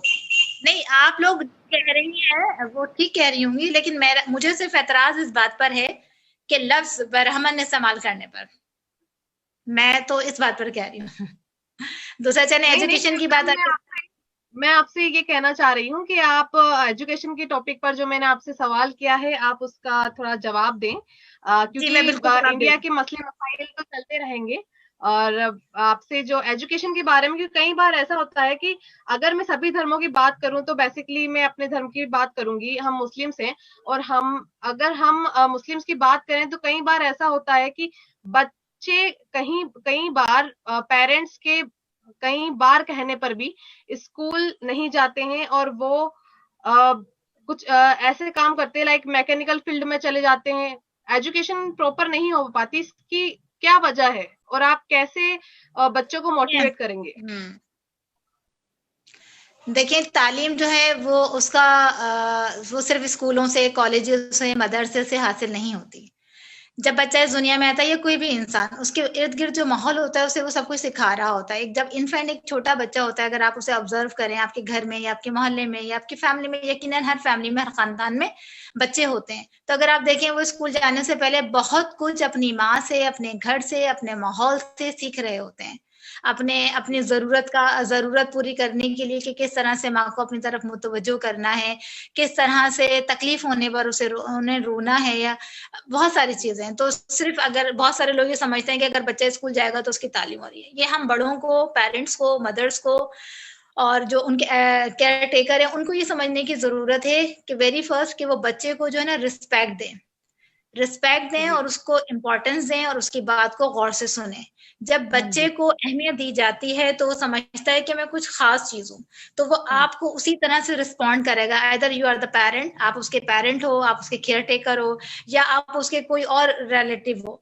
लेकिन अगर आप उसे निग्लेक्ट कर रहे हो, उसकी बात नहीं सुन रहे या उसको अप्रिशिएट नहीं कर रहे, क्योंकि बच्चा जो है वो बार बार एक अमल को दोहराता है और उसके अंदर ये सारी फीलिंग्स जो है ना बचपन में ये डेवलप हो रही होती है। लेकिन अगर किसी बच्चे को साफ सुथरा माहौल नहीं मिला, उसके पेरेंट्स लड़ते रहते हैं या उसके घर में एक दूसरे को रिस्पेक्ट देने का माहौल नहीं है, तो वो ये भी एजुकेशन है ना, ये आप बच्चे की कैरेक्टर बिल्डिंग हो रही है घर में, घर से ही होती है। माँ जो होती है उसकी पहले दर्सगाह होती है, आपका जो घर होता है वो फर्स्ट इकाई होता है। किसी भी इंसान को परवरिश या उसके किरदार को तरबियत देने की एक इब्तदाई जो इकाई होती है उसका घर होता है, यूनिट होता है। स्कूल तो बच्चा कितने साल की उम्र में जाता है? नॉर्मली बच्चा जाता है 2.5 साल के, अगर आप प्राइवेट सेक्टर की बात करें तो 2.5 साल की उम्र में बच्चे को वो लोग एडमिशन देते हैं, और अगर आप गवर्नमेंट सेक्टर की बात करें जहां पर बच्चा ग्रेड 1 में एडमिशन लेता है तो उसकी उम्र 5 साल या 6 साल होती है। और 5 साल according to the science research जो बच्चे का ब्रेन डेवलप हो रहा होता है वो 0 to 8 ईयर्स तक हो रहा होता है, यानी बिफोर बर्थ। जब वो माँ अपनी बेबी को कंसीव करती है उस दौरान से लेके ग्रेड 8 साल तक के बच्चे का जो ब्रेन होता है वो डेवलप हो रहा है। इस दौरान जो एक्शन, जो माहौल उसको मिल रहा होता है, जो रिपीट हो रहा होता है, वो बच्चा कंप्यूटर की तरह अपने अंदर फीड कर रहा होता है। और अगर उसने ये माहौल देखा है कि में तो कोई हर्ज नहीं है कि माँ बच्चे की पहली टीचर होती है। और मैं आपसे बात करना चाहूंगी दुनियावी तालीम की। जो बच्चा दुनियावी तालीम लेता है, दुनियावी तालीम में जो प्रॉब्लम फेस करते हैं कई बार पेरेंट्स, वो रूरल एरिया से होते हैं, तो आपकी राय में किस तरीके से मोटिवेट किया जा सकता है उसको? मैं आपको यही बता रही हूँ कि बच्चे को मोटिवेट किस लिए, कि आप जो उसे करवाना चाह रहे हो ना वो आप खुद करके दिखाएं। आपके घर में अगर तालीमी माहौल होगा, आपके घर में अगर किताबें होंगी, आप अगर डेली बेसिस पर बच्चे को कहानियां सुनाते होंगे, आपके घर में अदब और अदब वाला माहौल होगा, शेर व शायरी का माहौल होगा, तो बच्चा कहेगा अच्छा ये कोई खास चीज है, किताब से वो एसोसिएट हो जाएगा। फिर वो कहेगा कि अच्छा ये जो सारी किताबें, फिर माँ उसको या घर वाले उसको बताएंगे कि एक एज के बाद हम स्कूल जाते हैं। ये पहले से बच्चे का जहन प्रिपेयर किया जाता है ना, ये कहलाता है readiness of the school. School जाने से पहले बच्चे का ब्रेन, जैसे अगर हम बड़े हैं, हमें कहीं शादी में या शॉपिंग पे जाना होता है तो पहले हम उसकी थोड़ी सी प्लानिंग करते हैं, पहले हम अपने इरादा करते हैं कि हाँ भाई हमें ये जरूरत है, या ये इवेंट आने वाला है, हमें बाजार जाना है, शॉपिंग करना है, या इनविटेशन आया तो हमें शादी में जाना है। तो इसी तरह से बच्चे को जब आप एक कहीं उसके इब्तदाई यूनिट से अलग कर रहे हैं, उसके पहले टीचर से उसको जुदा कर रहे हैं, तो पहले आप उसको ज़हनी तौर पर तैयार करेंगे कि वहां पे जाना क्यों जरूरी है और वहां जाने से उसको क्या फायदा हासिल होगा, उसके फ्रेंड्स बनेंगे, पढ़ाएंगे उसको, उसके वहां बहुत अच्छी से एक टीचर होगी। जब अगर बच्चा मेंटली तौर पर उस चीज से एक्सेप्ट कर लेगा, कहानियों की शक्ल में आप उसे बताएंगे माशाल्लाह आप तो आप बड़े हो गए, आप स्कूल जाएंगे, वहां आप कितने सारे फ्रेंड्स होंगे, फिर बच्चा वहां से वापस स्कूल आता है, अगर वो ग्रेड 2 और 3 का, ये मसला सिर्फ रूरल एरिया का नहीं है, क्योंकि हमारे यहाँ पेरेंट्स की तरबियत नहीं होती, पेरेंट की ट्रेनिंग के सेशंस नहीं होते, शादियां हो जाती हैं छोटी छोटी उम्रों में, उन्हें खुद अभी जो है उन्होंने जिंदगी को नहीं समझा होता और वो वालिदैन बन जाते हैं, तो वो ग्रेजुअली सीख रहे होते हैं, जो जो वो कर रहे होते हैं उसके साथ साथ वो सीख रहे होते हैं, तो बच्चे को ठीक से ब्रॉडअप भी करना नहीं आता है कि बच्चे की वो एक बैलेंस डाइट, अगर आप किसी मदर से पूछ रहे हैं कि आप नहीं ये तो खाता तो सब कुछ है लेकिन पता नहीं क्यों उसका वजन कम, अगर आप बच्चे को आप पूछें कि बैलेंस डाइट क्या होता है, किसी माँ को नहीं पता होगा, वो जो उनके घर में बन रहा है वो जो एक चला आ रहा है वो उसी तरह से, ठीक है। ये मैं पढ़ी लिखी और जो ज्यादा एजुकेटेड नहीं है उन सब का ही ये हाल है, जो उनके घर का रूटीन होता है, एक बच्चे के आने से अगर आप ये सर्वे करें, पूछें कि एक नया आपके घर में एक फैमिली मेंबर नया इजाफा हुआ है तो उसमें आपने घर के सेटअप में क्या तब्दीली करी, आपके अपने अपने रूटीन में क्या तब्दीली करी, now you become the parent, आपने कौन सी ऐसी आदतें जो आप समझते हैं कि आप अपने बच्चे में नहीं देखना चाहते तो आपने उसको रिमूव करने के लिए क्या क्या प्रैक्टिस करी, तो आपको जवाब नफी में मिलेगा। तो अगर बच्चे को आपने मोटिवेट करना है तो very first you being a parent you will try to make yourself motivate, कि आप नाउ आपके ऊपर एक रिस्पॉन्सिबिलिटी आ गई है, आप पेरेंट्स बन गए हैं, तो आप को ये 100% अपना जो है ना अपने बच्चे की रिस्पॉन्सिबिलिटी को उतारना है, और हर पेरेंट की फर्स्ट प्रायोरिटी होना चाहिए। अगर आप इतना करेंगे, मोहब्बत तो देखें हर पेरेंट अपने बच्चे से करता है, ठीक है ना, लेकिन सेक्रीफाइस आप किस हद तक कर रहे हो, कुर्बानी आप क्या दे रहे हो। जैसे एक माँ होती है वो अपनी रातों की नींद हराम करती है ना बच्चे के लिए, उसके आराम का ख्याल रखती है ना, अब जब वो स्कूल जाता है तो आपने उसको अपना होममेड लंच बना के देना है, उसको आकर उसके रूटीन उसको पूछना है, कोई ऐसी बात तो नहीं है जिससे बच्चा बददिल हो रहा है स्कूल जाने से, उसके टीचर से गाहे बगाहे मिलना है, उसकी प्रोग्रेस उसको जानना है, नंबर का उसको मुआवजा नहीं करना, उसकी रिस्पेक्ट करनी है, उस एक दफा अगर उसके नंबर कम गए या किसी चीज में उसको कमी पेशी रहेगी तो कोई बात नहीं, जिंदगी तो खत्म नहीं होगी ना, ठीक है, हम दोबारा कोशिश करेंगे, हम दोबारा मेहनत करेंगे, मैं आपके साथ हूँ, आपको जहाँ कोई परेशानी है तो आप मुझे बताएं। तो जब आप अपना एक रिलेशन मोटिवेशन की आप बात करिए ना, तो इसका सोल्यूशन ये है कि parents should have a very good relation with their kids, with their children, और वो क्वालिटी टाइम दे। अच्छा, टाइम देने का मतलब ये नहीं है कि जैसे बच्चा स्कूल से, हाँ भाई आज होमवर्क कर लिया, अपने फादर साहब शाम को आते हैं वो सवाल करते हैं आपने होमवर्क कर लिया, ये कर लिया, इंस्ट्रक्शंस दी जा रही होती है, ये तो आप उसको टाइम दे नहीं रहे बल्कि आप उसका टाइम ले रहे हैं। बच्चा खेल रहा होता है आप उसे डिस्टर्ब कर देते हैं, बच्चा अपने कोई पसंदीदा प्रोग्राम वॉच कर रहा है टीवी से, आपने उससे कम्युनिकेशन शुरू कर दिए, आप उससे उसी के लेवल पर आकर उसे पूछें, हाँ भाई मैं आपको डिस्टर्ब कर सकता हूँ। जैसे आप कोई बड़ा आता है तो उसको आप कुर्सी पेश करते हैं, उससे आप इजाजत लेते हैं, किसी के कमरे में जाने से पहले इजाजत लेते हैं, आप उसका वो किसी चीज में बिजी है तो आप उसे पूछें भाई हम आपसे बात कर सकते हैं क्या, हम आपका टाइम ले सकते हैं। तो ये वाली चीज समझने की जरूरत है। जब वो बच्चा आपकी तरफ पूरी तरह मुतवज्जो हो जाएगा, वो कहेगा हाँ भाई मैं भी कोई चीज हूँ, मुझसे टाइम लिया जा रहा है, मुझे रिस्पेक्ट दी जा रही है, मेहमान आते हैं हम खुद ही मिल लेते हैं, खुद ही बातें कर लेते हैं। इंडिया में ऐसा नहीं हो रहा ना, इसलिए तो इंडिया पीछे है जी। इंडिया में ऐसे तो करते नहीं ना, ये रूल ही नहीं है इंडिया के अंदर, ये सिखाते नहीं ना, स्कूल में भी नहीं सिखाते इंडिया में, तो कोई बातें तो वही बात कर रहे हैं कि किस तरीके से आप मोटिवेट कर सकते हैं बच्चों को कि वो अपने फ्यूचर के बारे में सोचें। पहले घर में जो तालीम दी जाती है पेरेंट्स से वो जरूरी है, मैम ये कहना चाह रहे हैं। जसबीर मैम मैं आपकी राय जानना चाहूंगी। वालिदैन जो है वालिदैन बनने से पहले, क्योंकि देखें जब आपको डॉक्टर बताती है ना आपके पास 9 महीने का पीरियड होता है कि आपको ये खुशखबरी सुनाई जाती है कि अभी आपके 9 महीने का पीरियड है, उसके अंदर आपके जो भी आपके इन लॉ से आपके जो भी क्लैश हैं उसको दूर कर दें। अब आपने अपना भी ख्याल, आप खुश नहीं रहती हो, आपके हजार अपने हस्बैंड से झगड़े हो, सास ससुर के मसाइल हो, लेकिन अब now you are going to become the mother, तो आपने ना सिर्फ अपने मूड को अच्छा रखना है, अपने घर के माहौल को मेंटेन रखना है, क्योंकि वो सारा इफेक्ट जो है ना आपके बच्चे पर पड़ रहा है। तो एक माँ को ये जानना बहुत जरूरी है। ये बहुत आसान है, देखें ये अगर औरत को ये आगाही दे दी जाए ना कि आप एक वो फैक्ट्री हो, या आपको अल्लाह ताला ने वो पावर दी है कि आप जो चाहें अपने बच्चे को जो दुनिया में आने वाला है, और उसको आपने ज़हीन बनाना है, उसने आपको खूबसूरत बनाना है, उसे आपने कहते हैं ना अल्लाह के हाथ में, आप अच्छी डाइट दोगे तो आपका बच्चा सेहतमंद होगा, आप पॉजिटिव सोचोगे तो आपका बच्चा ऑटोमेटिकली एक अच्छी सोल के साथ दुनिया में आएगा, आप अपने सारे क्लैशेस जरूर आप फॉरगिव करोगे लोगों को, चाहे वो आपका हस्बैंड हो, चाहे आपके इन लॉज हो, चाहे आपके वो नेबर हो, चाहे वो आपके कुलीग्स हो। इग्नोर करोगे उनकी गलतियों पे, उनसे माफ कर दोगे, तो आपके बच्चे के अंदर वो खासियत पैदा होगी। तो वो एक अच्छी खुशगवार मूड के साथ, एक अच्छी पर्सनैलिटी के साथ, निखरी हुई शख्सियत के साथ इस दुनिया में आएगा। आप बच्चों को ही ऑब्जर्व कर लें, मैं छोटे बच्चों की बात कर रही हूँ, आप सब यहाँ पर खवातीन हैं और आपकी ये ऑब्जर्वेशन रही होगी कि हर बच्चे को तो आप सिर्फ एक चुटकी बजाते हैं तो बच्चा स्माइल करता है, रिस्पॉन्स करता है, ठीक है ना। लेकिन बहुत सारी माएँ अपने घर के काम काज और उलझनों में तो नहीं, वो टाइम ही नहीं देती। आज की लेडीज जो आज की औरतें जैसे माँ बनने वाली होती है ना, वो गौर करते अपने ऊपर, करती है ना। और पहले वाली लेडीज पता क्या कहती है उनको, ओहो तुमने ही बच्चे जामे है क्या, हमने बच्चे नहीं जामे, हमने तो 10-10 जामे, हमने तो 12-12 जामे, हमने तो कभी गौर नहीं करा हमारे ऊपर। तुम इतनी गौर करने लगे अपने ऊपर। सानिया टाइम समाप्त की तरफ जा रहा है, समाप्त कर दीजिए। जी आप सभी का शुक्रिया, आपने प्रोग्राम ज्वाइन किया, शुक्रिया आप सभी का। लेकिन एक दफा एक बात कहना चाहूंगी मैं गराज सिंह से, क्योंकि voice of another TV channel के हवाले से ये हो रहा है कि ये प्लेटफॉर्म है ह्यूमैनिटी को प्रमोट करने के लिए, प्लेटफॉर्म है पीस को प्रमोट करने के लिए, ये है कि ये आवाज बनेगा हर गलत एक्शन की। तो इसमें जो है ना सबको इक्वली जो है क्या कहते हैं रिस्पेक्ट देना चाहिए, और कोई ऐसी बात नहीं कहना चाहिए कि जिससे दिल आजारी हो। ये नहीं है कि ये इंडिया का इंटरनल मैटर है या ये पाकिस्तान का इंटरनल मैटर है। आप पॉलिटिक्स पे बोलें, आप किसी चीज पे, ये भी तो एक एजुकेशन है ना कि आप अपनी बात को आपको दुरुस्त अंदाज में कहना आना चाहिए, आपको नफरत फैलाना नहीं। ये सिर्फ एक ही बात, ये रब ने कोई लेवल लगा के नहीं भेजा, किसी को लेवल नहीं लगाया है भी ये हिंदू है, मुसलमान, ये सिख है, ये ईसाई है, कोई लेवल नहीं लगाया है रब ने, परमेश्वर ने कोई लेवल नहीं लगाया है। ये लेवल लगाया अपने आप ने लगा रखा है।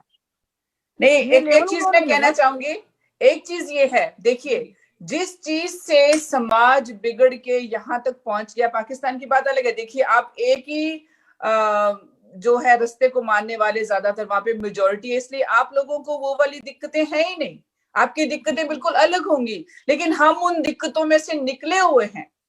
अगर हम उस दिक्कत में से निकले हैं और हमारी बहनें और हमारी लाखों करोड़ों महिलाएं आज भी उस वजह से, हमारी ब्राह्मण कोई बंदा नहीं होता, ना ब्राह्मण कोई धर्म है। मैं आपको सिर्फ क्लियर करना चाहती हूँ, मे भी आप मुझसे ज्यादा तालीम याफ्ता हो, ज्यादा पढ़ी लिखी हो, ज्यादा समझदार हो, लेकिन मुझे अपनी बात रखने का भी हक है। वो ये है कि जिस नाम ने औरत को डायन कहा और ये कहा कि ढोल शूद्र और पशु नारी ये सब ताड़न के अधिकारी, की ढोल को, औरत को और जानवरों को पीटना चाहिए। आप उसको आप उसको कैसे बर्दाश्त करेंगी? तो उस चीज के लिए आपको आवाज उठाना ही पड़ेगी। गुरु ग्रंथ साहब आप पढ़िए, लाखों ही ऐसी आपको जो है तकरीरें गुरु की लिखे हुए शब्द मिलेंगे जो आपकी दिमाग के पर्दे खोलते हैं। मैंने सीखी, हम बचपन से, सिख धर्म एक ऐसा है कि आप बचपन से सिख नहीं होते, मे भी आप जन्म से मुस्लिम हो सकते हैं, आप जन्म से हिंदू हो सकते हैं, हिंदू। ब्राह्मण तो ब्राह्मण कहता है जन्म से, जो शूद्र है, स्लेव जिसको बना दिया, शूद्र का मतलब गुलाम होता है। गुलाम आप जन्म से ही हो गए ना, अगर आपको उसने कह दिया कि तुम शूद्र नारी हो तो मैं तो जन्म से गुलाम हूँ, इसलिए मैं जन्म से गुलाम कभी नहीं बनूंगी। इंडिया में सब अपने आप को हिंदू समझते हैं, सब समझते हैं वो गुलाम है। मुक्ति दाता तो हमारे बाबा साहब थे, बाबा अम्बेडकर साहब, उन्होंने हमें मुक्ति दिलाई है और हर समाज की महिला को दिलाई है, लेकिन हर समाज महिला मानती नहीं है इस बात को। मानना चाहिए। अब ये है, अब देखिए, अगर हमें बीमारी की जड़ ही नहीं पता, अगर हमें बीमारी की जड़ नहीं पता तो बीमारी कभी ठीक नहीं होगी। इनकी बातें बहुत अच्छी हैं, हमारी बहन जो पाकिस्तान से जुड़ी। मैं भी सारा टाइम पाकिस्तानी ड्रामे देखती हूँ, बहुत शौक है मुझे इस्लाम के लिए भी मैंने बहुत सारी किताबें पढ़ी हुई हैं। मेरा मतलब कहने से ये है कि जहां तक बराबरी का संदेश मिले तब तक मैं हर चीज को सही मानूंगी, लेकिन जब मुझे औरत होते हुए दूसरा दर्जा दिया जाएगा, मुझे पलीत कहा जाएगा, मुझे जानवर के साथ तुलना दी जाएगी, तो मैं उस शख्स को नंगा जरूर करूंगी दुनिया में। वो तो शुक्र है कि अमेरिका में आके हमारा दिमाग और हमारा दिल इतना बड़ा, इतना रोशन हो गया। देखिए यहाँ तो कोई जात पात नहीं है, यहाँ कोई ऊंच नीच का दर्जा नहीं है, यहाँ कोई किसी की जात नहीं पूछता, धर्म नहीं पूछता, कुछ भी नहीं पूछता। लोग क्यों जा रहे हैं अमेरिका? अमेरिका हाँ, क्यों वेस्ट कह रहे हैं? क्यों जा रहे हैं बताइए? इतना ही अच्छा हाँ होता तो हम क्यों आते? हमारे पास वहाँ सब कुछ था, पढ़ाइयाँ थी, जमीनें थी, सब था, लेकिन हम यहाँ क्यों आए? औरत होते हुए और सिख होते हुए मुझे यहाँ पर इतनी खुली फिजा है कि मैं जैसे जी चाहे वैसे रह सकती हूँ, अपने आप को और मजबूत कर सकती हूँ, पढ़ सकती हूँ, लेक्चर दे सकती हूँ। तो मेरी बहन से सिर्फ यही गुजारिश है, हमें किसी से कोई नफरत बिल्कुल नहीं है, क्योंकि अल्लाह मियाँ और वाहिगुरु और भगवान प्यार का नाम है, सिर्फ प्यार का नाम। एक है, सब एक है, लेकिन इनका रास्ते अलग अलग बना दिए हैं। हाँ, अगर कोई प्यार के अलग बात करेगा, वो कहते हैं ना मुनकर खुदा से है, वो दुश्मन हमारा है। और ये विप्रन कहा गया इनको। ब्राह्मण कहता मैं खुदा हूं, क्योंकि गुरबाणी कहती है ब्राह्मण गुरु है जगत का, भगतन का गुरु ना है। अर्ज उर्ज के पचमुआ चारों वेदों में, यह आपको जला देता है फोकी बातें बता बता के। ये कोई भक्तों का गुरु नहीं है। इसलिए मैं कह रही हूं कि जो बंदा आपको मानवता से तोड़ दे, मोहब्बत से तोड़ दे, आप में तकसीमें कर दे, लोगों में भी तकसीम कर दे, तो आप उसको कैसे ठीक कहोगे? उसको ठीक करना पड़ेगा, हमें ठीक करना है। औरत अभी कह रही है ना मेरी बहन कि औरत, वो छोटी है, मुझे नहीं मालूम इनके बच्चे हैं या नहीं, लेकिन मैंने 2 बच्चों को बड़ा किया है, 2 मेरी छोटी छोटी ग्रैंड डॉटर है, मतलब मेरी नातियां, मेरी दोतियां जो पंजाबी में। तो हमें मालूम है कि बच्चे को हम अपनी मत के मुताबिक क्या क्या दे सकते हैं। प्यार, मोहब्बत, सबके साथ प्यार, सबका सत्कार, सबको बराबर समझना है, सबको इज्जत देनी है। लेकिन जो उस इज्जत को और उस प्यार मोहब्बत को तोड़ेगा, हम में तकसीमें करेगा, हम उसको नहीं छोड़ेंगे, उसको तो नंगा करेंगे दुनिया में, पक्का। और यही हमारा मिशन होना चाहिए हर औरत का, क्योंकि औरत ही है जो घर को बांधती है, बच्चों को बनाती है, अपने सारे रिश्ते नाते ससुराल में, मायके में सबको इकट्ठा रखती है, जो मजबूत औरत है। ये नहीं कि कोई मुश्किल नहीं आती। मेरी शादी को 37 साल हो गए, 37 इयर्स, और इतना प्यार मोहब्बत है सब जगह, ये नहीं कि हमें दिक्कत नहीं आई। सो मेरा कहने का मतलब है, हम किसी के भी खिलाफ या उनके वो नहीं। हाँ, अगर जो सच होता है उसको सुनना बहुत मुश्किल है, कड़वा लगता है, लेकिन हजम तो करना ही पड़ेगा। इसलिए मैंने अपनी बहनों को बताया कि हमें अब हाथों में मशाल लेके चलना है कि हम लोगों को कोई गलत नहीं बोल सकता, हम कोई दोयम दर्जे के नागरिक नहीं है, हम कोई मर्द से छोटी नहीं है। नो, मर्द तो मेरी वजह से, और मैं मर्द की वजह से हूँ। मर्द की वजह से, मर्द मेरी वजह से है, मैं मर्द की वजह से हूँ। ना होती, और नहीं औरत ना होती, एक बात, औरत ना होती मर्द कैसे होता? कैसे नहीं होता? हाँ, वही तो है। तो इसलिए हमारे गुरु ने जो हमें सिखाया है कि ये गाड़ी के बराबर के पहिए हैं। ये नहीं कि औरत को मुझे अंदर कमरों में पर्दों में डाल दे और मर्द जो मर्जी करता फिरे बाहर जाके, ऐसा कुछ नहीं है। मर्दों को भी सीखना पड़ेगा कि तुम्हें, हर औरत के बिना तुम्हारी जिंदगी अधूरी है, तुम्हें उसका आदर सत्कार करना है। ये माँ सिखाएगी उसको, ताकि वो बलात्कारी ना बने, अपनी नजर मैली ना करे। औरतों को तो पर्दे दे देते हैं, मर्दों को पर्दे क्यों नहीं देते? उनको दो ना। अगर उनकी आंख खराब है, मर्द है जो अपनी बहनों को इज्जत देता है, नहीं माँ बहनों को इज्जत देता है, अपनी औरतों को इज्जत क्यों नहीं देता? हाँ, वही तो बात है, अपनी औरतों को इज्जत क्यों नहीं देता? अपनी माँ को, बहन को इज्जत देता है, अपने परिवार वाले को, सबको इज्जत देता है। जो उनके साथ बंध के आती है, उनके बच्चों को बराबर करती है, उनकी फैमिली बढ़ाती है, उनका वंश बढ़ाती है, उनका सब कुछ करती है, घर का काम करती है, उसको इज्जत क्यों नहीं देता मर्द? क्योंकि सिखाया ही नहीं है, सिखाया नहीं है उसको। तो ये बता दिया तू इसका अधिकारी। अब स्वामी का मतलब, पति का मतलब मालिक होता है। स्वामी पति जो बने हैं ना, इसका मतलब मालिक नहीं है। मर्द हमारा मालिक नहीं है, मेरा साथी है। हाँ जी, मेरा सरताज। देखिए, सरकार ने बताया परमेश्वर है, पति परमेश्वर बताया है, कोई परमेश्वर नहीं होता, ऐसे थोड़ी होता है। हाँ, नारी को द्वार बताया गया है। हाँ, बेकार। हाँ, पति शराबी, कबाबी, झूठ बोलने वाला, जो दूसरी औरतों पे गंदी नजर रखता है, वो परमेश्वर कैसे हो जाएगा? हाँ, वो सरताज कब बनेगा? तब मेरा सरताज बनेगा, मेरे दिल पे राज करेगा। परमेश्वर को भी बदनाम कर दिया, परमेश्वर को बदनाम कर दिया। तो इज्जत करना चाहिए सबको, उनको इज्जत करना चाहिए, और हमें भी उनकी इज्जत वैसी होनी चाहिए। जी, मेरी एक ही वो है जी तमन्ना, इंडिया के अंदर बाबा साहब की हर बातें बताए, हर किताबें पढ़ानी चाहिए इंडिया के अंदर बाबा साहब जी की। आप पढ़ाना शुरू करो ना, ये आप मैंने शुरू करो।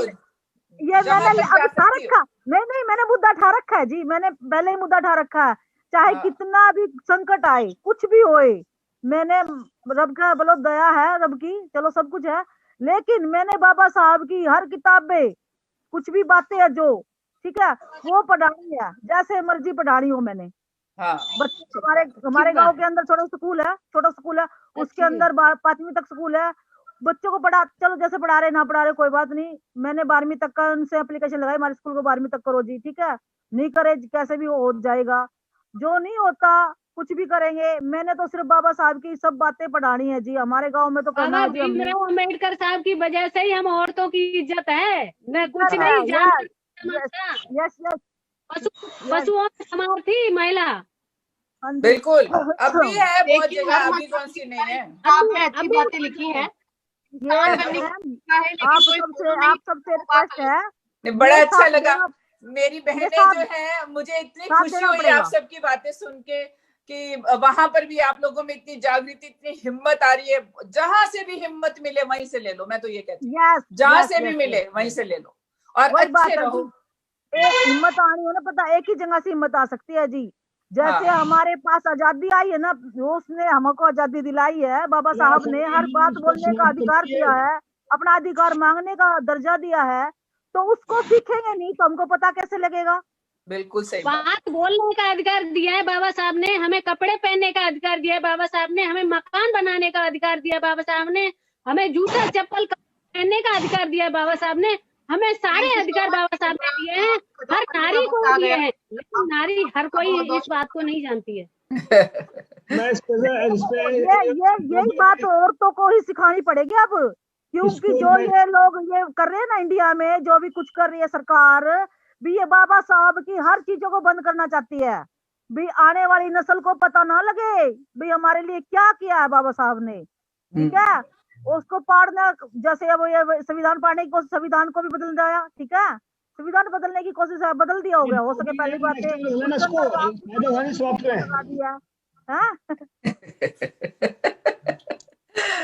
बहुत अच्छा, बहुत अच्छा। ये संविधान को जो बदलने की कोशिश है ना, ये एक ही बस ये बातें कर रहा है भी, ये बदला जाएगा, मनुवाद आ जाएगा और सारी क्या कहते हैं गुलामी आ जाएगी, पहले जैसे ही गुलाम हो जाएंगे, औरतें भी आदमी भी, सब कुछ हमारे जैसे पहले चलता था, गुलाम हो जाएंगे, ऐसे ही आश्रम बन जाएंगे, आश्रम में ये धंधे चलेंगे, ऐसे काम करना चाहता है ये सरकार। ऐसे कुछ नहीं होगा, आप तगड़े हो जाओ, कुछ भी नहीं होगा, इनकलाब लेके आओ, इनकलाब क्रांति ला देंगे, क्रांति, हम महिलाएं क्रांति ला देंगे, वही दुनिया को बदल जाएगी, सब इनकलाब लाना पड़ेगा। हाँ जी, ये सपोर्ट की जरूरत है जी, अब तो ना औरतों का कहते हैं ना, मर्द औरत होती है, जैसे भी इकट्ठे होते हैं ना तो शक्ति बनती है,